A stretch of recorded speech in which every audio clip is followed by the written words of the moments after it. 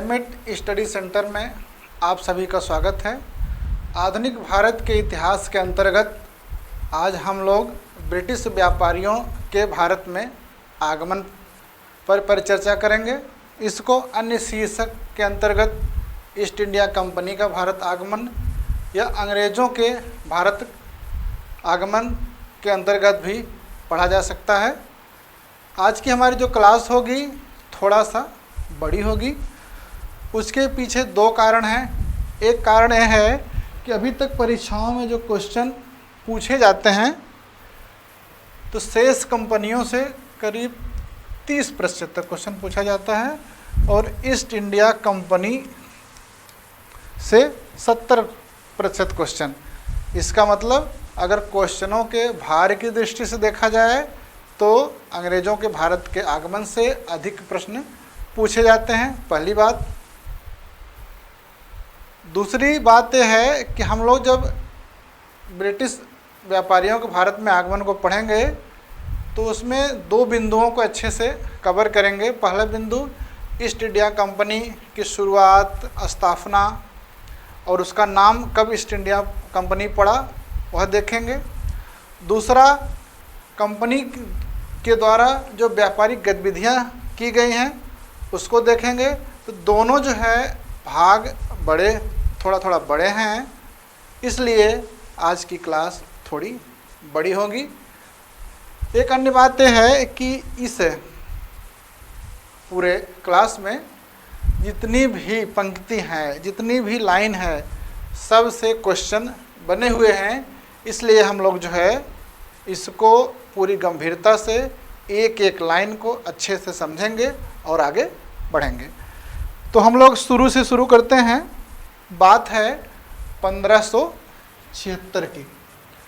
1576 में हुआ क्या? अंग्रेजी नौ सैनिकों ने एक पुर्तगाली जहाज़ को लूटा। लूट की सामग्री में जो सामान मिले उसके साथ में उनको एक मैप मिला, एक नक्शा मिला। उस मैप का अनुसरण करते हुए एक अंग्रेज़ नाविक जिसका ये चित्र है, इसका नाम है फ्रांसिस डे। क्या नाम है? Francis Drake. फ्रांसिस ड्रेक 1578 में, 76 में मिला था, 78 में सूरत पहुंच गया और 1580 में उसने दावा किया। क्या दावा किया? कि जल मार्ग से उसने संपूर्ण पृथ्वी की परिक्रमा कर ली है। आईएएस में एक बार क्वेश्चन में एक लाइन थी कि 1580 में ड्रेक ने जल मार्ग से पृथ्वी की परिक्रमा पूरी की। सही है कि गलत? तो एक कथन क्या है? सही है। तो ये 1576 में पुर्तगाली जहाज से जो नक्शा मिला था उसी नक्शे का अनुसरण करके फ्रांसिस ड्रेक 1578 में सूरत पहुंचा था और 1580 में उसने क्या दावा किया था कि वह जल मार्ग से संपूर्ण जो है पृथ्वी की परिक्रमा कर लिया है। इसके बाद इंग्लैंड और स्पेन के बीच संघर्ष होता है। संघर्ष का एक कारण ये था कि इंग्लैंड और स्पेन दोनों अमेरिका में अपना ये उपनिवेश स्थापित करना चाहते थे, जिसमें जो है इंग्लैंड को सफलता मिली और वर्जीनिया में अपना उपनिवेश स्थापित कर लिया। इससे क्या हुआ? इससे स्पेन नाराज़ हुआ। 1588 ईस्वी की बात है। और दूसरा, महारानी एलिजाबेथ प्रथम के गद्दी नशीन होने के कारण भी स्पेन नाराज़ था। अतः उसने अपने मजबूत, यूरोप के सबसे मजबूत जहाजी बेड़ा आर्मेडा के द्वारा जो है इंग्लैंड पर चढ़ाई कर दी। इंग्लैंड के विरुद्ध युद्ध छेड़ दिया और समुद्र में उतर गया। लेकिन यहाँ पर इंग्लैंड ने स्पेन को पराजित कर दिया।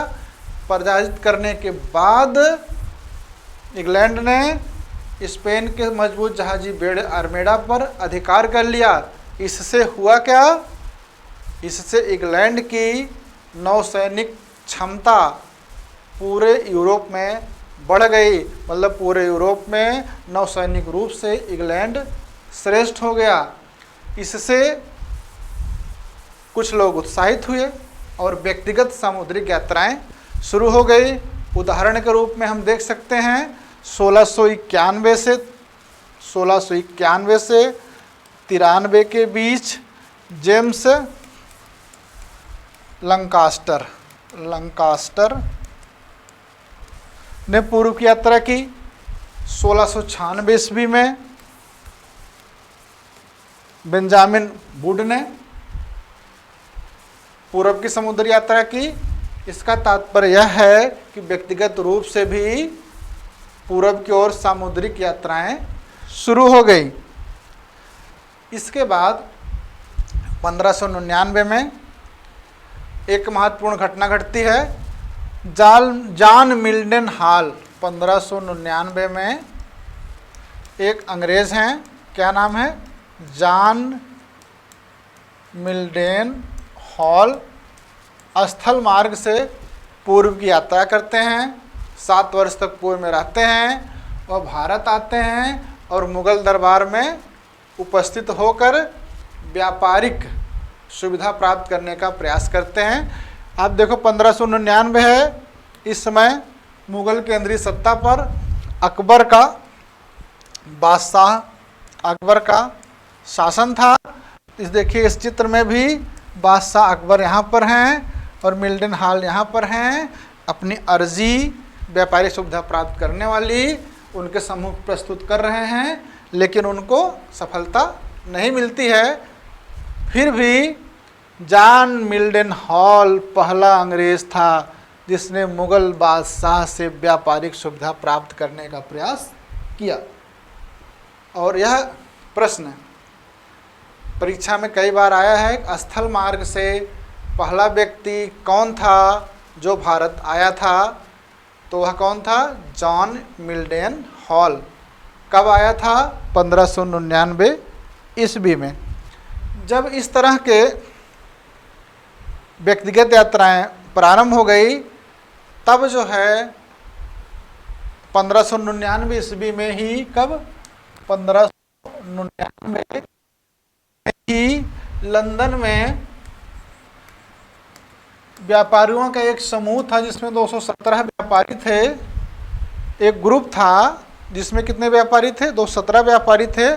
उस ग्रुप का नाम था merchant of adventures. Merchant of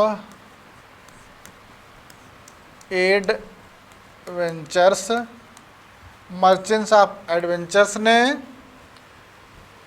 एक सभा की। उस सभा में जिसकी अध्यक्षता जॉन मेयर ने की थी। किसने की थी? जॉन मेयर ने की थी। और जॉन मेयर की अध्यक्षता में एक कंपनी का गठन किया। जॉन मेयर की अध्यक्षता में एक कंपनी का गठन किया, जिस कंपनी का नाम रखा गया द गवर्नर। क्या नाम रखा गया? The governor and company of merchants. Company of merchants of कहाँ के? लंदन। लंदन ट्रेडिंग, व्यापार करेंगे, ट्रेडिंग इनटू ईस्ट इंडीज। तो 1599 जो कंपनी बनाई गई उसका नाम था the governor and company of merchants of कहाँ के? London trading into the east. यह जो है निजी शेयरधारकों के सहयोग से बनाई गई थी। इसमें महारानी एलिजाबेथ के भी शेयर लगे हुए थे। और इस कंपनी का जो प्रारंभिक उद्देश्य था व्यापार करना था, भूभाग प्राप्त करने या शासन प्राप्त करने का नहीं था। 1599 ईस्वी में जो कंपनी बनाई गई थी उसको 31 दिसंबर 1600 में, कब? 31 दिसंबर 1600 में महारानी एलिजाबेथ प्रथम द्वारा रॉयल चार्टर शाही आदेश के माध्यम से 15 वर्षों तक के लिए पूरब के साथ व्यापार करने का एकाधिकार प्रदान कर दिया गया। ये देखिए द चार्टर एक्ट ऑफ 1600। इस तरह के जो है पिक्चर से ये फ़ायदा होता है कि चीज़ें गहरे तक दिमाग में बैठ जाती है और जब परीक्षा होती है तो आसानी से उस चीज़ को जो है बाहर ला करके प्रश्नों को सही किया जा सकता है। तो अगर प्रश्न है कि चार्टर कंपनी को पहली बार कब प्राप्त हुआ था ईस्ट इंडिया कंपनी को, तो है 31 दिसंबर 1600 में। लेकिन इससे पहले भी एक कंपनी को 1593 ईस्वी में स्थल मार्ग से व्यापार करने के लिए, भारत से व्यापार करने के लिए चार्टर या शाही आदेश प्रदान किया गया था। उस कंपनी का नाम है लीवेंट कंपनी। क्या नाम है? लीवेंट कंपनी।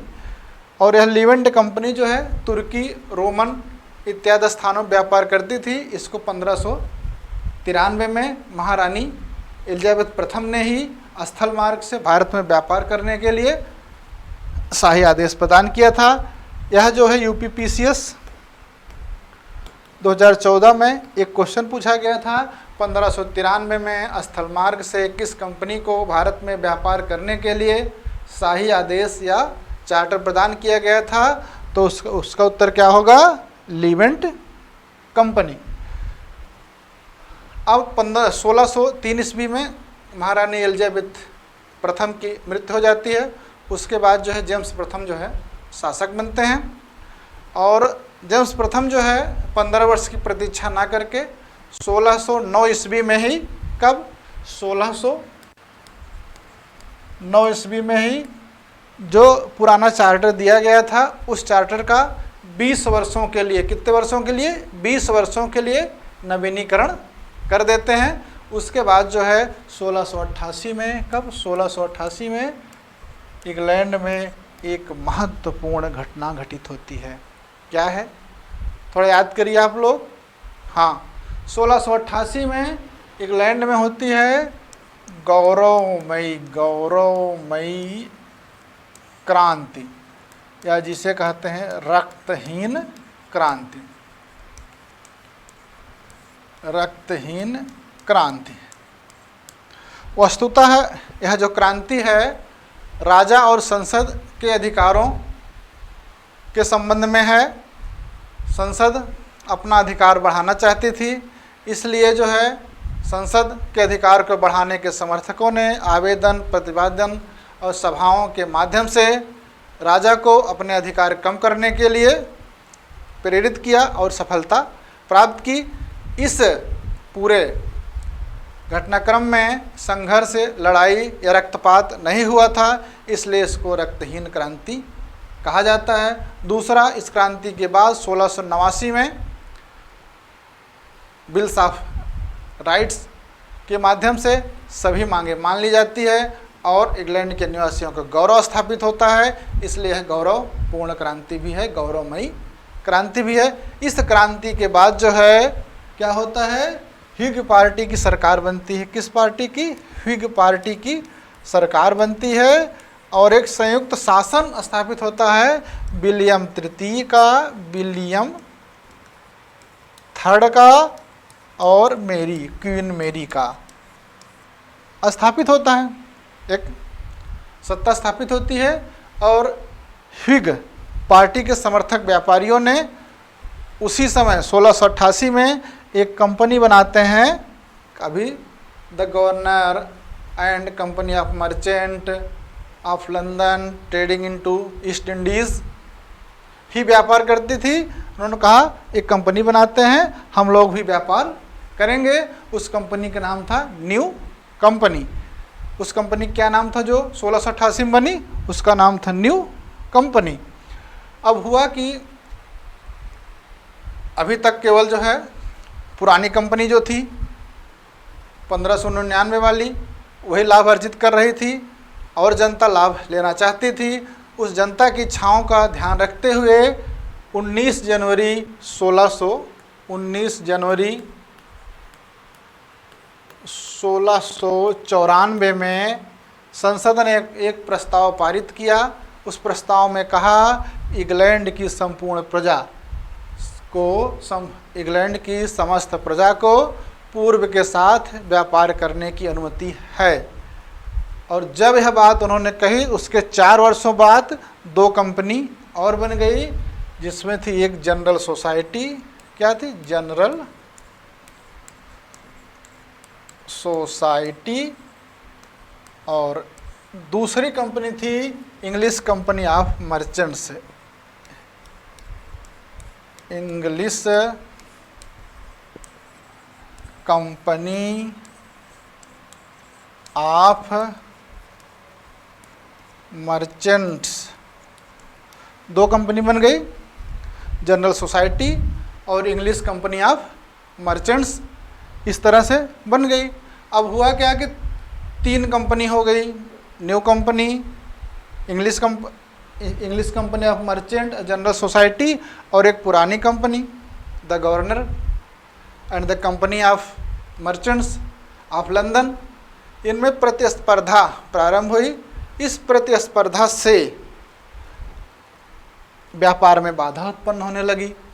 जब इस बाधा उत्पन्न होने लगी तब विचार किया गया कि इन सभी कंपनियों का पुरानी कंपनी में मर्जर कर दिया जाए। लेकिन 1702 ईस्वी तक केवल न्यू कंपनी का ही मर्जर हो पाया था, और 2 कंपनियां जो बाद में बनी थी, जनरल सोसाइटी और इंग्लिश कंपनी ऑफ मर्चेंट्स, का भी मर्जर नहीं हुआ था। बाद में गोडाल्फिन के अर्ल के निर्णय के अनुसार गोडाल्फिन स्थान का नाम है। अर्ल क्या होते हैं, वहाँ राजा के नीचे एक पदसोपान होता है, उस पदसोपान में एक शासक अर्ल होते हैं। तो गोडाल्फिन के अर्ल थे। उन्होंने निर्णय लिया कि जो हमारी जो पुरानी कंपनी है उसमें जो शेष 2 जो 1698 में बनी हुई थी, जनरल सोसाइटी और the English company of merchant, का भी मर्जर हो जाए। उस निर्णय का पालन करते हुए 1708 और 9 में, कब, 1708 और 9 में उन दोनों कंपनियों का पुरानी कंपनी में विलय हो गया। और जब पुरानी कंपनी में विलय हुआ उसके बाद जो नई कंपनी बनी उस कंपनी का नाम रखा गया United company of merchants of England. वहाँ पर क्या था, लंदन था। Trading into the east Indies, जो नई कंपनी बनी उसका क्या नाम रखा गया, United company of merchants of England, संपूर्ण इंग्लैंड की है। Trading into the east Indies, United company of merchants of England, trading into the east Indies रखा गया। इसी का नाम 1833 के चार्टर एक्ट द्वारा ब्रिटिश ईस्ट इंडिया कंपनी कर दिया गया। ब्रिटिश ईस्ट इंडिया कंपनी कर दिया गया, और इसको संक्षेप में ईस्ट इंडिया कंपनी भी कहते हैं। इसी की कारगुजारियों से हमारा इतिहास आगे भरा पड़ा है, और इसी के कंपनी के द्वारा हमको 200 वर्षों की गुलामी दी गई। इस तरह से हम लोगों ने भी ईस्ट इंडिया कंपनी जो 1599 में प्रारंभ हुई और 1833 में आकर के जो है अपने सही नाम तक पहुंची, का अध्ययन कर लिया है। अब हम आगे जो है अंग्रेज़ों की भारत में व्यापारिक गतिविधियां के बारे में अध्ययन करेंगे। तो अंग्रेज़ भी, इससे पहले हम लोग पुर्तगाली पढ़ा था, डच पढ़ा था। पुर्तगाली और डच को व्यापारियों का भारत में आने का जो प्रमुख जो है उद्देश्य मसाला व्यापार से मसाला प्राप्त करना और लाभ प्राप्त करना था। उसी तरह से अंग्रेज़ों का भी शुरू में भारत में जो आने का उद्देश्य क्या था, मसाला व्यापार में हिस्सेदारी प्राप्त करना। इसके लिए जो है अंग्रेज़ों ने अंग्रेज कंपनी ने प्रारंभ में जो है 2 अभियान किए। एक अभियान 1601 से 1604 ईस्वी में किया, 1601 से 1604 ईस्वी में किया। दूसरा अभियान 1604 से 1606 ईस्वी में किया। और दक्षिण पूर्व एशिया के 3 स्थानों पर जो है उन्होंने अपना व्यापार प्रारंभ किया। एक जावा, जिसका प्राचीन नाम है बंटम। दूसरा है सुमात्रा, जिसका प्राचीन नाम है अचिन। और तीसरा मलक्का, जिसका प्राचीन नाम क्या है, मलाया। इस तरह से मसाला द्वीप पर, मसाला पुंज पर उनकी प्रारंभिक 2 जो है व्यापारिक यात्राएं हुई। अब जब तीसरी व्यापारिक यात्रा के बारे में उन्होंने सोचना शुरू किया तो गुजरात आने के बारे में सोचा। और गुजरात में चूँकि पुर्तगाली पहले से जमे जमाए थे, इसलिए अगर गुजरात में हमको आना है, उन कंपनी को आना है, तो यहाँ का जो शासक हैं, मुग़ल शासक हैं, उनसे जो है अगर बात किया जाए तो बात बनेगी। तो कंपनी ने वहाँ के सम्राट जेम्स प्रथम से निवेदन किया कि आप यहाँ के राजा हैं, इंग्लैंड के, वहाँ के राजा हैं मुग़ल शासक। उस समय जो है 1605 में ये बात चल रही थी और 1605 में जो है अकबर का शासन था।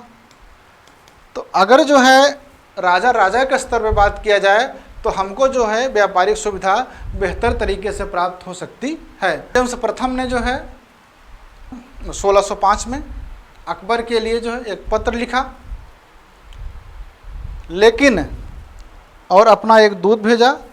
वह दूत जो है 1608 ईस्वी में, कब, 1608 ईस्वी में पहुंच गया कहाँ, सूरत पहुंचा, चला था अकबर के लिए पत्र लेकर के। और यहाँ पर 1605 में अकबर की मृत्यु हो जाती है और 1605 के बाद जहांगीर सत्ता में आता है। तो वह दूत जो है जहांगीर के दरबार में पहुँचता है 1609 ईस्वी में। उस समय दरबार उनका था आगरा में। कहाँ पर था, आगरा में था। और वह दूत है, उसका नाम है कैप्टन विलियम हॉकिंस। क्या नाम है, विलियम हॉकिंस। बहुत बार क्वेश्चन पूछा गया था, जेम्स प्रथम के दूत कौन है, अकबर के दरबार, जहांगीर के दरबार में आने वाला प्रथम जो है अंग्रेज़ कौन है, विलियम हॉकिंस है। विलियम हॉकिंस का चयन इसलिए किया गया था कि विलियम हॉकिंस को तुर्की और फारसी आती थी और मुग़ल दरबार में उसमें फारसी भाषा प्रचलन में थी। अतः जो है वह सुगमतापूर्वक बात बादशाह से कर सकता था और व्यापारिक सुविधाएं प्राप्त कर सकता था। 1609 ईस्वी में जब आगरा में विलियम हॉकिंस जहांगीर से मिला तो जहांगीर ने उसका फ्रेंडली वेलकम किया, मित्रवत स्वागत किया और 400 का मनसब प्रदान किया। कितने मनसब, जब हम मध्यकालीन इतिहास पढ़ेंगे तो उसमें अकबर की प्रशासनिक व्यवस्था के अंतर्गत मनसबदारी व्यवस्था पढ़ेंगे। उस मनसबदारी व्यवस्था में उनको जो मनसब की संख्या दी जाती है उनके पद और उत्तरदायित्व का बोध कराती थी। और यह जो संख्या दी गई थी 400 की दी गई थी। और जहांगीर ने हॉकिंस को खान की उपाधि दी। किसकी उपाधि दी, खान की उपाधि दी। चूँकि वह अंग्रेज़ था इसलिए कुछ परीक्षाओं में पूछा गया है कि जहांगीर ने किसको इंग्लिश खान की उपाधि दी, इंग्लिश खान की उपाधि दी। इंग्लिश खान की उपाधि किसको दी, कैप्टन हॉकिंस को। कैप्टन हॉकिंस को उन्होंने जो है आगरा में बसने के लिए एक जागीर प्रदान की। और इस मुलाकात के बाद जो है जहांगीर जो है सूरत में फैक्ट्री स्थापित करने के लिए हॉकिंस को अनुमति दे देते हैं। लेकिन अभी गुजरात उसके चारों ओर पुर्तगालियों का क्षेत्र रहता है, पुर्तगाली प्रभावी रहते हैं। अतः पुर्तगालियों ने जहांगीर द्वारा दी गई सूरत में फैक्ट्री खोलने की अनुमति का विरोध किया। उस विरोध के कारण जहांगीर ने अनुमति वापस ले ली। और उसके बाद जो है 1611 ईस्वी में कैप्टन हॉकिंस आगरा से वापस अपने देश चला जाता है।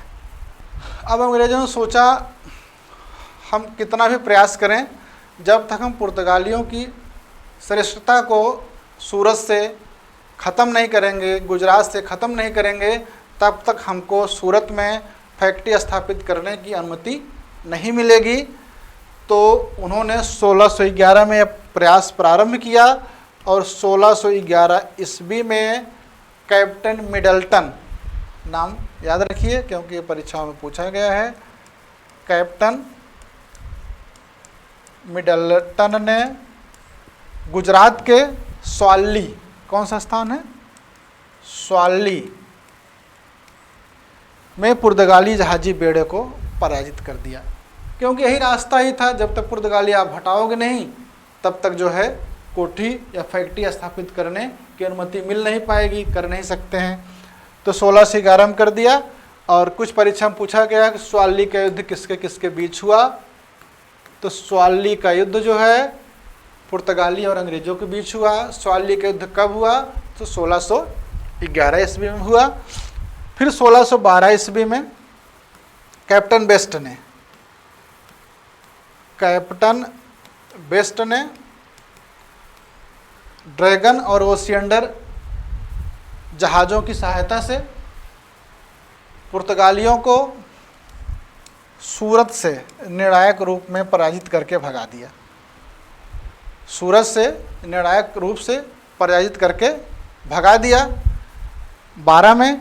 फिर 13 में जहांगीर ने पुनः जो है सूरत में फैक्ट्री स्थापित करने की अनुमति दी और टॉमस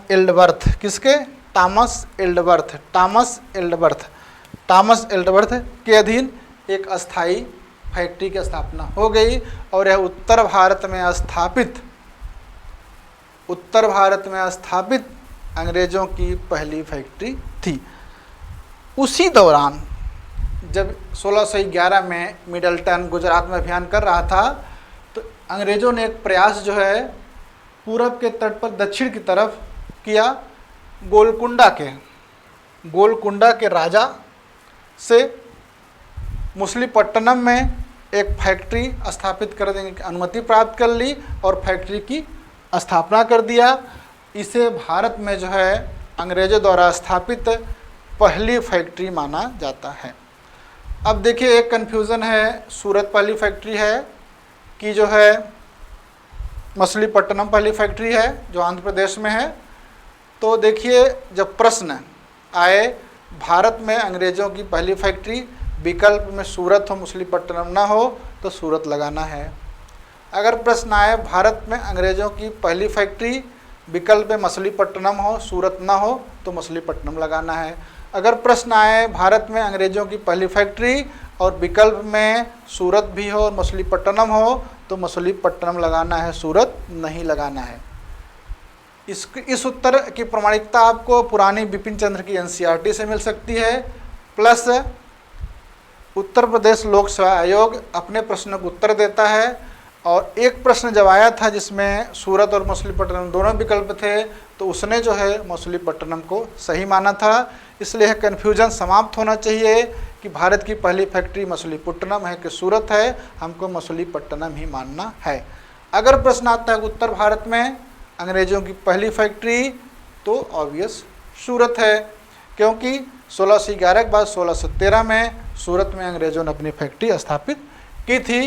ये देखिए मछलीपट्टनम है आंध्र प्रदेश में, मछलीपट्टनम यहाँ पर अंग्रेज़ों ने 1611 में फैक्ट्री स्थापित की और यह अंग्रेज़ों द्वारा भारत में स्थापित जो है पहली फैक्ट्री थी। बहुत सी परीक्षाओं में इस क्वेश्चन को पूछा गया है। अभी हमको और यहीं पर याद करिए एक क्वेश्चन बनता है, और कौन सी कंपनी थी जिसने अपनी पहली फैक्ट्री मछलीपट्टनम में स्थापित की थी? सभी लोग याद करिए। हाँ, 1605 ईस्वी में डच ने भी अपनी पहली फैक्ट्री मछलीपट्टनम में स्थापित की थी। हम लोग आगे बढ़ते हैं। जेम्स प्रथम के पहले दूत कैप्टन विलियम हॉकिंस 1611 में वापस चला गया था, उसे कोई रियायत मिली नहीं। तो फिर से जो है 18 सितंबर 1615 ईस्वी में जेम्स प्रथम अपने दूसरे दूत टॉमस रो को, क्या नाम था, टॉमस रो को कब भेजता है, 1615 में भेजता है। और 1616 ईस्वी में यह अजमेर में आकर के जहांगीर से मिलता है। हॉकिंस कहाँ मिलता है, आगरा में मिलता है जहांगीर से। और टॉमस रो कहाँ पर मिलते हैं, अजमेर में। वह 3 वर्षों तक भारत में रहा और उसने जो है अपना यह समय जो है अजमेर, मांडोर, इलाहाबाद में बिताया। उसने विशेष व्यापारिक सुविधाएं प्राप्त करने का प्रयास किया, लेकिन उसको भी असफलता मिली, उसको भी सफलता नहीं मिल पाई। और फरवरी 1619 में वह भी भारत से वापस चला गया। ये चित्र देखिए, जहांगीर का दरबार है और यहाँ पर जो है टॉमस रो महोदय अर्जी लिए हुए खड़े हैं, कह रहे हैं कि हमको विशेष व्यापारिक सुविधाएं प्रदान कर दीजिए, और जहांगीर ने उनको सुविधा देने से मना कर दिया। आगे अब देखें हम लोग 1619 तक अगर देखें कि कहाँ कहाँ पर अंग्रेज़ों को सफलता मिल गई थी, तो इसमें देखिए 1613 में सूरत में मिल गई थी, यहीं पर होगा भड़ौच में मिल गई थी, भड़ौच में मिल गई थी, अहमदाबाद में मिल गई थी, आगरा में मिल गई थी, और अजमेर में मिल गई थी, और ये मसूली, पट्टनम में। तो 1619 तक अंग्रेज अभी जो है यहाँ तक थे, और ये सभी जो है कोठियाँ जो थी ये सूरत प्रेसिडेंसी के अधीन थी। अजमेर की, अहमदाबाद की, भड़ौच की और आगरा की सभी जो है फैक्ट्रियाँ सूरत प्रेसिडेंसी के अधीन थी। अब हम लोग जो है अब बात करेंगे 1632 में अंग्रेज़ों ने एक बड़ी सफलता प्राप्त की। उन्होंने गोलकुंडा राज्य के जो सुल्तान थे उनसे 500 पैगोड़ा वार्षिक कर के बदले में संपूर्ण गोलकुंडा राज्य में जो है व्यापार करने का एक अधिकार प्राप्त कर लिया। ये कब की बात है, 1632 में। 1632 ईस्वी में अभी तक उनको स्थान विशेष पर कहीं पर किसी क्षेत्र में व्यापार करने का अधिकार नहीं मिला था, और इन्हें मिल गया। इससे उनको जो स्वर्ण अधिक मात्रा में मिलेंगे, उनकी संपन्नता बढ़ेगी। इसलिए जिस फरमान के माध्यम से गोलकुंडा के सुल्तान ने इनको अधिकार दिया था उसको सुनहला फरमान कहा गया। कौन सा फरमान कहा गया, सुनहरा फरमान।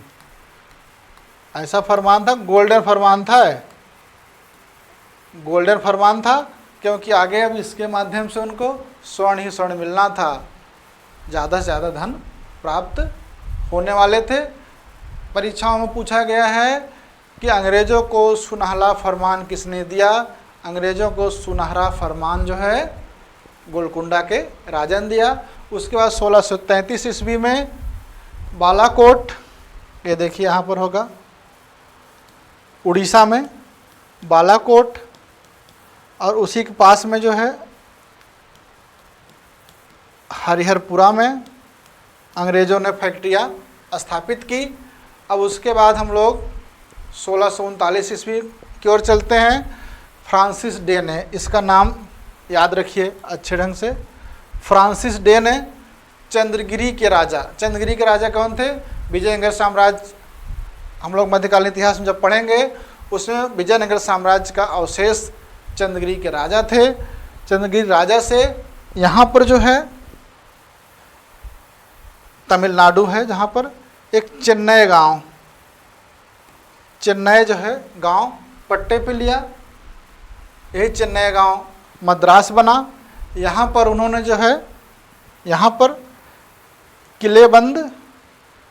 किलेबंद जो है कोठी या फैक्ट्री स्थापित की, और यह जो है किला जो है सेंट जॉर्ज के नाम से होने के कारण इसका नाम पड़ा फोर्ट सेंट जॉर्ज पड़ा। क्या पड़ा इसका नाम? Fort Saint George. अगर हम लोग प्रश्न पूछे मद्रास का संस्थापक कौन था, तो हमको फ्रांसिस डे उत्तर देना है। और फोर्ट सेंट जॉर्ज का संस्थापक कौन था? फ्रांसिस डे उत्तर देना है। और यही जो फोर्ट सेंट जॉर्ज था 1641 से कोरोमंडल तट पर जो है अंग्रेज़ों का मुख्यालय बन गया, अंग्रेज़ कंपनी का मुख्यालय बन गया। इस तरह से जो है इन्होंने जो है एक मद्रास प्रेसिडेंसी, जिसकी बार बार चर्चा आती है, को प्राप्त किया। अब हम लोग जो है थोड़ा सा चलेंगे बंगाल की ओर, थोड़ी सी वार्ता करेंगे, फिर आगे बम्बई एक और प्रेसिडेंसी है उसकी स्थापना तक बढ़ेंगे। तो 1651 ईस्वी में हुआ क्या? कैप्टन ब्रिजबैन ने 1651 ईस्वी में कैप्टन ब्रिजमैन ने हुगली में जो है फैक्ट्री स्थापित करने की अनुमति प्राप्त की और स्थापित किया। यह बंगाल में अंग्रेजों द्वारा स्थापित पहली फैक्ट्री थी। हुगली यही है, और यह बहुत महत्वपूर्ण फैक्ट्री थी क्योंकि यह प्राकृतिक रूप से जो है इसकी बसावट इस तरह से थी। यह फैक्ट्री हुगली नदी जब बंगाल की खाड़ी में गिरती है तो यह जो है डेल्टा बनाती है और चौड़े मुंह का डेल्टा बनाती है। तो इसमें होता क्या है कि बंगाल की खाड़ी में जो जहाज़ खड़े होते हैं, जब जो है ज्वार आता है तो हुगली में पहुंच जाते हैं और 6 घंटे में अपनी लोडिंग अपलोडिंग किए, उसके बाद जब ज्वार नीचे उतरता है तो फिर बंगाल की खाड़ी में आ गए। अब इससे जो है उनको व्यापार करने में बहुत अधिक सुविधाएं प्राप्त होती है। हुगली के बाद में कासिम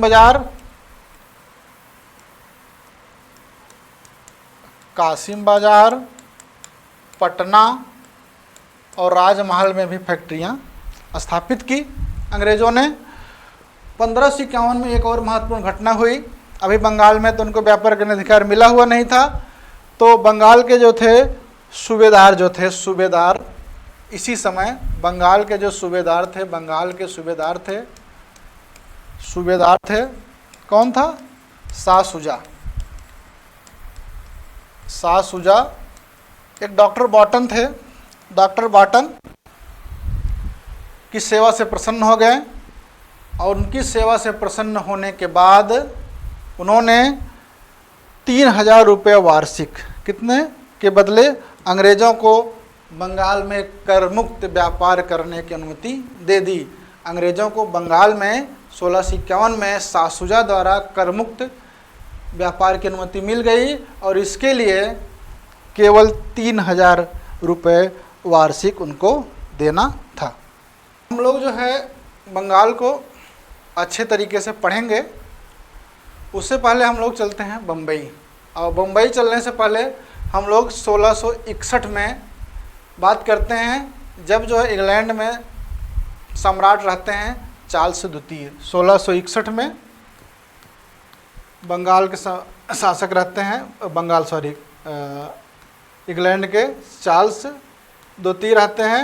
उन्होंने कंपनी को एक नया अधिकार पत्र दिया। उस अधिकार पत्र द्वारा कंपनी को मुद्रा ढालने, किला बनाने, न्याय करने और गैर ईसाई राज्यों के साथ संधि विग्रह करने का अधिकार दे दिया।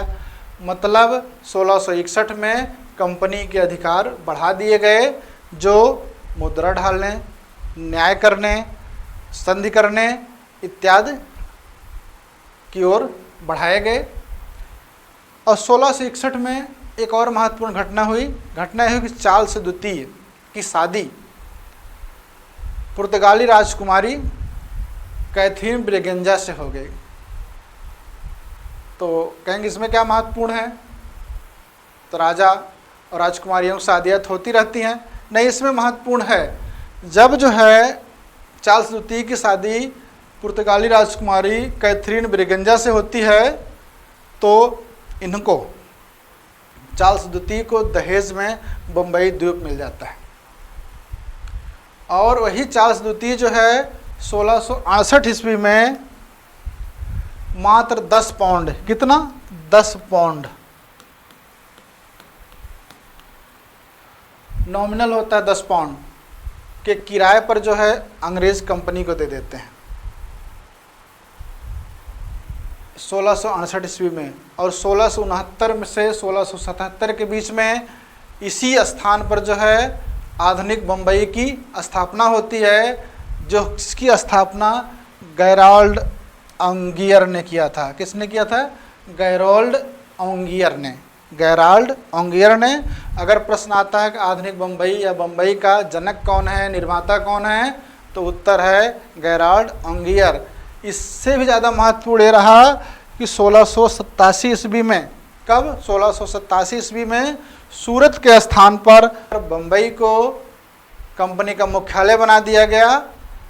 इस तरह से अभी हम लोग 1669 और 41 में मद्रास प्रेसिडेंसी देखी, बम्बई प्रेसिडेंसी भी तैयार हो गई। अब हम लोग आगे फिर से पढ़ते चलते हैं बंगाल की ओर। 1667 ईस्वी में औरंगजेब ने जो है क्या किया, अंग्रेज़ों को बंगाल में व्यापार करने की सुविधा वाला एक फरमान जारी कर दिया। 7 सुजाना तो 1651 में दे ही दिया था करमुक्त व्यापार करने के लिए। राजा ने भी, बादशाह ने भी 1667 में उसको दे दिया। फिर 1672 में बंगाल के सूबेदार, कब की बात है? 1672 में बंगाल के सूबेदार जो है शाइस्ता खान ने, शाइस्ता खान ने जो है शाह शुजा द्वारा 1651 में जो सुविधाएं दी गई थी उसको बहाल कर दिया, उसका नवीनीकरण कर दिया। अब तो जो है अंग्रेज़ अच्छे से व्यापार कर सकते थे, लेकिन नहीं, अंग्रेज़ व्यापारियों ने सम्राट से जो है शिकायत की कि मुग़ल अधिकारी शाही फरमान की अवहेलना कर रहे हैं और उनसे अतिरिक्त धन की मांग करते हैं। तो औरंगजेब ने कहा अगर ऐसा करते हैं तो इसका मतलब है कि उन अधिकारियों के पास धन कम है, और हम एक नई बात करते हैं, एक नई संधि करते हैं, और उस संधि के बाद किसी जो है मुग़ल अधिकारी की हिम्मत नहीं होगी कि वो अंग्रेज़ों से अतिरिक्त ले सके। और उन्होंने 1680 में औरंगजेब ने एक फरमान जारी किया, और यदि जो है कंपनी 2% जजिया, 2% चुंगी प्लस 1.5% जजिया देती है और किलेबंदी ना करके व्यापार पर पूरी तरह से ध्यान केंद्रित करती है, तो उसे के व्यापार में कोई बाधा उत्पन्न नहीं होगी, उसे कोई अधिकारी परेशान नहीं करेगा। औरंगजेब ने जो है चतुरता दिखाई और एक नई मांग थोप दी, 2% चुंगी दो, 1.5% जजिया दो। उसके बाद अगर कोई मुग़ल अधिकारी परेशान करता है मुझसे बताओ, मैं उस पर नियंत्रण स्थापित करूँगा। ये सब होने के बावजूद भी मुग़ल अधिकारी माने नहीं, क्योंकि एक बार भ्रष्टाचार का लहू या खून उनके मुंह में लग गया था, तो बार बार जो है तंग करते थे। इस कारण से कंपनी ने क्या कहा कि हमें अब मुग़ल शासक पर डिपेंड नहीं रहना है, आश्रित नहीं रहना है, हमें स्वयं जो है अपनी सुरक्षा करना पड़ेगा। इसके संबंध में बम्बई के, आधुनिक बम्बई के जो निर्माता थे गैराल्ड ऑन्गियर का एक कथन फेमस है जो परीक्षाओं में पूछा भी गया है, अब समय का तकाजा है, हम अपने दोनों हाथों में तलवार ले करके अपने व्यापार का प्रबंध करें। अब समय का तकाजा है कि हम अपने दोनों हाथों में तलवार ले लें, तलवार ले करके अपने व्यापार का प्रबंध करें। यह कथन परीक्षा में पूछा गया है कि किसका कथन है, तो यह कथन गैराल्ड ऑन्गियर का है। अब इस तरह की मना स्थिति में अंग्रेज आ गए थे कि अपनी हम रक्षा स्वयं करेंगे। तो उन्होंने क्या किया, 1686 ईस्वी में अंग्रेज़ों ने क्या किया, हुगली की किलेबंदी की, हुगली को लूटने का प्रयास किया, पश्चिम में मुगल जहाज़ों को पकड़ा, हज यात्रियों को लूटा।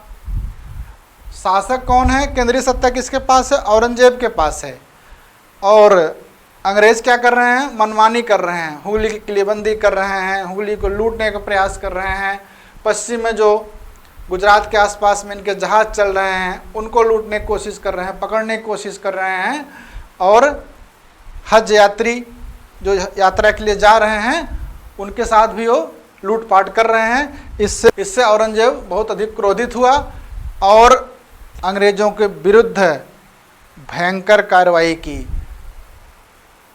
उस कार्रवाई से हुआ क्या, अंग्रेज़ जो है पराजित होकर फुल्टा, एक स्थान है बंगाल में, फुल्टा, यहाँ भाग गए, वहाँ जाकर छिप गए। फुल्टा है कि एक ज्वारग्रस्त द्वीप है, मतलब वहाँ पर बहुत ऊंचे ऊंचे टाइड आते हैं। चूँकि इंग्लैंड या अंग्रेज़ों की नौसैनिक क्षमता के सामने मुगलों की नौसैनिक क्षमता विकसित उतनी नहीं थी, कमज़ोर थी, इसलिए अंग्रेज़ों को पता था यहाँ पर हम कोई पराजित नहीं कर पाएंगे। जब चारों ओर से उनको घेर लिया गया तो फुल्टा में जाकर शरण लिए। वहाँ पर अंग्रेज़ मुग़ल नहीं पहुँचे, तो कुछ दिन तक वहाँ पर उन्होंने आराम किया, इंतज़ार किया। और उसके बाद औरंगजेब के पास आए कि बादशाह हमसे गलती हो गई, हमें माफ़ कर दीजिए। तो औरंगजेब ने कहा माफ़ तो करेंगे, लेकिन आपको इस उदंडता के बदले, इस दुस्साहस के बदले 1.5 लाख रुपया हर्जाना देना पड़ेगा। कितना हर्जाना देना पड़ेगा, 1.5 लाख रुपया हर्जाना देना पड़ेगा। अंग्रेज़ों ने 1.5 लाख रुपया हर्जाना दिया। फिर दोबारा उनको बंगाल में व्यापार करने की अनुमति मिली। इसके बाद जो है जाब चारनॉक डरते डरते, छुपते छुपाते 1690 ईस्वी में बंगाल में एक स्थान है सुतनुती। कहाँ पर, सुतनुती में आकर एक फैक्ट्री स्थापित करता है। चुपचाप आएगा, सुतनुती में एक फैक्ट्री स्थापित करता है। फिर 1691 में, 90 में सुतनुती में एक फैक्ट्री स्थापित हो गई। फिर 1691 में होता क्या है, बंगाल का जो सूबेदार होता है इब्राहिम खां, इब्राहिम खां ने 3000 वार्षिक के बदले जो है बंगाल में करमुक्त व्यापार करने को अंग्रेज़ों को, कंपनी को फिर से अधिकार दे दिया, बहाल कर दिया। 3000 रुपया वार्षिक दीजिए और पूरे बंगाल में जो है करमुक्त व्यापार कीजिए। यह बात है 1691 में। फिर 1696 ईस्वी में बंगाल में है एक बर्धमान ज़िला है, बर्धमान ज़िले के ज़मींदार थे शोभा सिंह, उन्होंने विद्रोह कर दिया। उस विद्रोह का बहाना लेकर के अंग्रेज़ों ने सुतनुती की किलेबंदी की, फोर्टिफिकेशन किया। उनको बहाना मिल गया कि जो है विद्रोह हुआ है, हम अपनी सुरक्षा चाहते हैं, इसलिए इसको हम किलाबंदी कर लेते हैं। फिर 1698 ईस्वी में बंगाल के सूबेदार होते हैं अजीम उस्सान। कौन होता है, अजीम उस्सान होता है। 1200 रुपये के एवज में जो है 3 गांव, कालीकाता, गोविंदपुर और सुतनुती की ज़मींदारी जो है अंग्रेज़ों को देते हैं, जिसमें मध्यस्थता शोभा सिंह ने किया था। वो कौन से 3 गांव हैं, कालीकाता, गोविंदपुर, सुतनुती करते हैं। यहीं पर बाद में यहीं पर जो है कालीकता, गोविंदपुर, सुतनुती में कलकत्ता की स्थापना करता है जाब चारनाक। कालांतर पर यहीं पर जो है विलियम के नाम पर फोर्ट विलियम की स्थापना होती है। तो 1700 ईस्वी में जो है फोर्ट विलियम बन जाता है।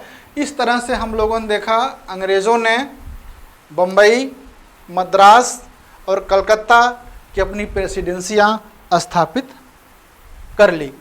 उसके बाद 1717 ईस्वी में औरंगजेब की मृत्यु हो जाती है। उसके बाद उत्तर मुग़ल शासकों का दौर प्रारंभ होता है और कंपनी भी अपना अधिकार बढ़ाना चाहती है और उस अधिकार बढ़ाने के लिए वो 1717 में एक शिष्टमंडल भेजती है। 1717 में उसमें फर्रुखशियर शासक थे। 1713 से 1719 तक जो है फर्रुखशियर शासक थे। फर्रुखशियर के जो है राज्य में अंग्रेज़ों ने एक शिष्टमंडल भेजा जिसके अध्यक्ष थे जॉर्ज सुरमन की अध्यक्षता में एक शिष्टमंडल भेजा। अन्य सदस्यों में थे एडवर्ड स्टीफेंसन, विलियम हैमिल्टन, महत्वपूर्ण आदमी है जो अपने पेशे से सर्जन था। तीसरा ख्वाजा सेहुर्द, आर्मेनिया का निवासी था, दुभाषिया था जो फारसी और अंग्रेजी में बात कर सकता था, उसको भेजा गया। हैमिल्टन ने जो है फर्रुखशियर की एक असाध्य बीमारी, उनको बार बार फोड़ा हो जा रहा था, सही नहीं हो रहा था, उसको ठीक कर दिया और उसकी इस सेवा से फर्रुखशियर प्रसन्न हो गए और प्रसन्न होकर के जो है उन्होंने अंग्रेज़ों को एक जो है फरमान के माध्यम से सुविधाएं प्रदान की। उन्होंने क्या क्या सुविधा प्रदान की? बंगाल में 3000 रुपया वार्षिक और सूरत में 10,000 रुपया वार्षिक के बदले अंग्रेज़ों को कर मुक्ति का पूरा अधिकार मिल गया। दूसरा, दस्तक जारी करने का अधिकार अंग्रेज़ों को दे दिया गया। तीसरा, बम्बई की जो टकसाल से अंग्रेज़ों द्वारा सिक्के ढाले जाते थे उसको संपूर्ण मुग़ल दरबार में विधि मान्यता दे दी गई। तीसरा, फोर्ट विलियम या कलकत्ता के निकट, फोर्ट विलियम या कलकत्ता के निकट 38 जो गांव थे जिसे कंपनी बार बार लेना चाह रही थी उसको प्राप्त करने का अधिकार इनको दे दिया गया। अब आप देखिए, बंगाल इतना बड़ा राजस्व वाला प्रांत जिसको 3000 वार्षिक में दे दिया गया, सूरत 10,000 वार्षिक में दे दिया गया। दस्तक जारी करने का अधिकार, दस्तक का मतलब अंग्रेज व्यापारी दस्तक एक पास था, वह पास पैसा देकर पास प्राप्त करते थे और उससे व्यापार करते थे, उनके व्यापार में बाधा नहीं पड़ती थी। इससे क्या होगा? अंग्रेजों के राजस्व में बेतहाशा वृद्धि होगी। तीसरा, बम्बई की टकसाल से जो सिक्के निकल रहे थे वो संपूर्ण मुग़ल क्षेत्र में मान्य हो गए। अब आप समझिए, आप पैसा छापिए और सरकार बोले कि पैसा आपको हर जगह चलेगा, तो आपको जितने पैसे की ज़रूरत है उतने पैसा छाप सकते हैं। इससे क्या हुआ? अंग्रेज़ों को वैधानिकता प्राप्त हुई, उनके पैसे की विधि मान्यता प्राप्त हुई। उसके बाद उन्होंने जो है कलकत्ता के पास में 38 गांव लिया और उसकी किले बंदी की। तो इस तरह से अगर हम देखते हैं तो ये जो 1717 का फर्रुखशियर का फरमान था अंग्रेज़ों के लिए बहुत लाभकारी था।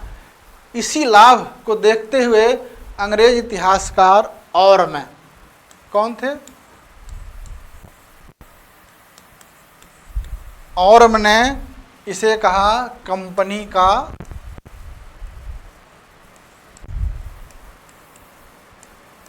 Magna carta.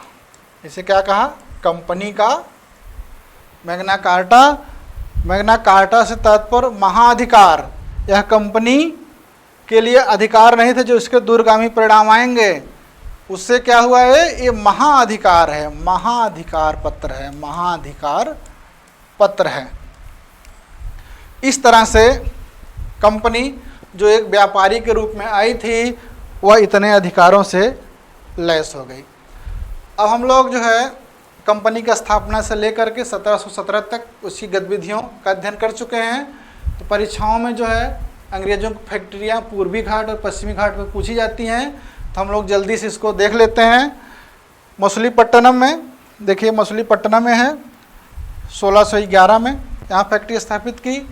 उसके बाद पूर्वी घाट पर अरमा गाँव में 1616 में की। अरमा गाँव चेन्नई के पास में है। यहाँ से पुलिकट में जो डचोक फैक्ट्री थी उस पर जो है निगरानी रखने के लिए स्थापित की गई थी। उसके बाद 1633 ईस्वी में बालासोर और हरिहरपुरा जो कहाँ पर है, उड़ीसा में है। उसके बाद 1651 में हुगली में, 1651 में पटना में कोठियाँ स्थापित की। 1639 में जो है फैक्ट्री स्थापित हुई मद्रास की। ये देखिए, ये है मद्रास की फैक्ट्री 1639 ईस्वी में। कलकत्ता में हुई 1700 में। ये हुआ पूर्वी घाट पर या पूर्वी तट पर। और पश्चिमी में 1613 ईस्वी में सूरत में हुई, 1613 में भड़ौच में हुई, 1613 में अहमदाबाद में हुई फैक्ट्रियाँ स्थापित। और 1668 में बम्बई, 1668 में बम्बई प्रेसिडेंसी जो है ये यहाँ पर फैक्ट्री स्थापित हुई। इस तरह से अभी हम लोग 1717 तक अंग्रेज़ों ने कहाँ कहाँ पर मेरी फैक्ट्रियाँ स्थापित कर ली थी का अध्ययन किए।